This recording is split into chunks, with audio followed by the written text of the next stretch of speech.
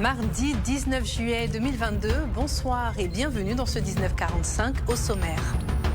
Face à la précarité à laquelle ils sont confrontés au quotidien, les habitants de Nayo, dans le département d'Issia, lancent un appel du cœur aux autorités régionales. Par la voix de leur chef du village, ils ont présenté les difficultés quotidiennes auxquelles ils doivent faire face, à savoir la dégradation de la voirie, les coupures intempestives d'électricité à l'hôpital, l'insécurité et aussi les difficultés d'autonomisation des femmes, entre autres. Les explications avec Pierre Loua et Sandrine Quadio. Dégradation de la voirie, coupure intempestive d'électricité à l'hôpital, insécurité et difficultés d'autonomisation des femmes.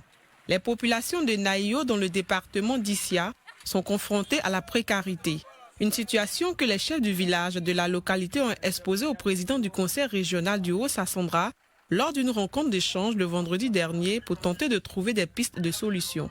Au cours de cette entrevue, les têtes couronnées du canton Yokolo ont passé en revue toutes les préoccupations des populations.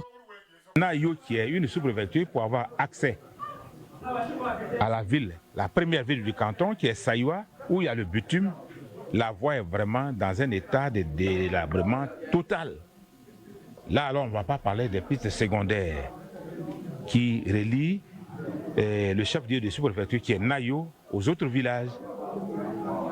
Donc, c'est dans cette optique, la première personne qui est bien indiquée, c'est le président du conseil régional, parce que nous connaissons ses attributions, les attributions du conseil régional, qui est basé sur le développement, négocier avec d'autres, lier des partenariats, rien que pour le bien-être. Et c'est comme ça que j'ai pris l'engagement de contacter monsieur le président du conseil régional du Haut-Sassandra. Donc on lui demande, respectueusement, qu'il jette un regard. On a beaucoup à lui demander.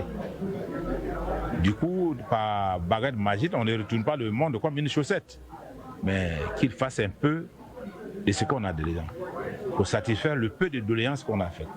C'est nécessaire.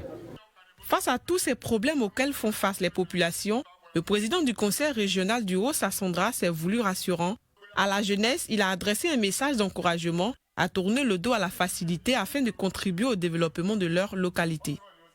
Mais enfin, je pense que c'est une rencontre d'échange de préoccupations entre les responsables politiques et la population de base.